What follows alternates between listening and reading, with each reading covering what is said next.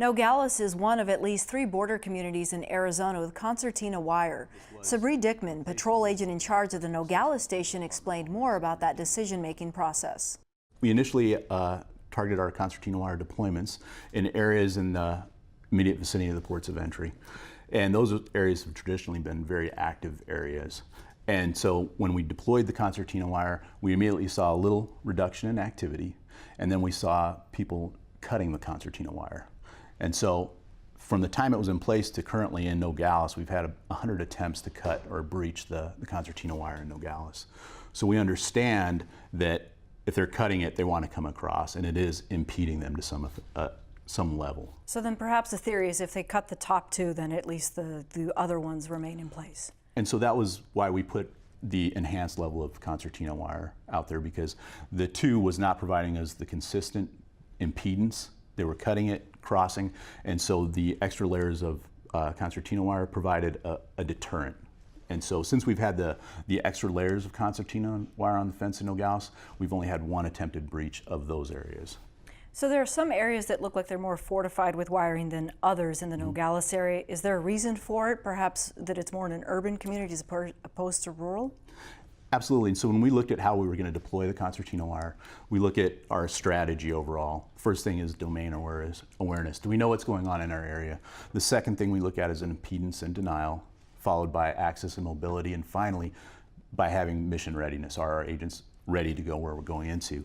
And specifically with the impedance and denial portion of this in concertina wire, we looked at places where we need to have impedance. We need to have time for our agents to be able to react to attempted illegal entries. Is this really directed toward asylum seekers or just in general the traditional crossers that you've seen in that region? This is for anything that's attempting to cross the border illegally.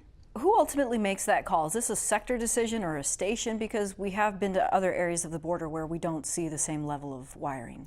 So we made the decision at the station that we needed concertina wire to fortify the downtown areas of Nogales, again to deter illegal activity in downtown.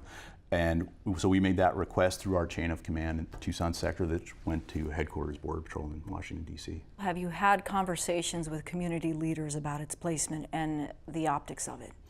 Absolutely. We began meeting with the community in mid-November, specifically meeting with the chief of police, the sheriff's department, the emergency responders for the city of Nogales, as well as the Santa Cruz County, all of our federal and law enforcement partners as well. Had several meetings with them in Nogales. Recently we had a meeting with the mayor of Nogales.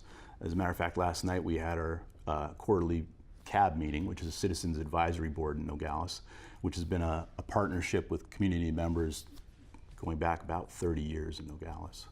What is the community, or what is your community advisory board telling you about the aesthetics of this? So they do question the aesthetics of it, but they understand the value that it brings. And we've had same concerns as we've gone through evolutions in fencing. There was opposition to the bollard fencing initially, but that has changed the dynamics in Nogales significantly, and everywhere else that we've put that bollard type fencing. And we understand that, but ultimately we have to weigh what's most important, and our ability to secure the United States border is the forefront of what we need to do. And so when we deployed this concertina wire, specifically in Nogales, we looked at areas where the public didn't have immediate access, and also where the public could have access, we put up some safety pedestrian fencing so they couldn't become entangled in the concertina wire. If there's any amount of pushback that you'll get from the city that would lead you guys to perhaps evaluate the concertina wiring placement differently? So we partner closely with the city, with the county. We've always had a wonderful relationship with them, and we do take their feedback and concerns into consideration. We also have to take in consideration our mission and the current environment.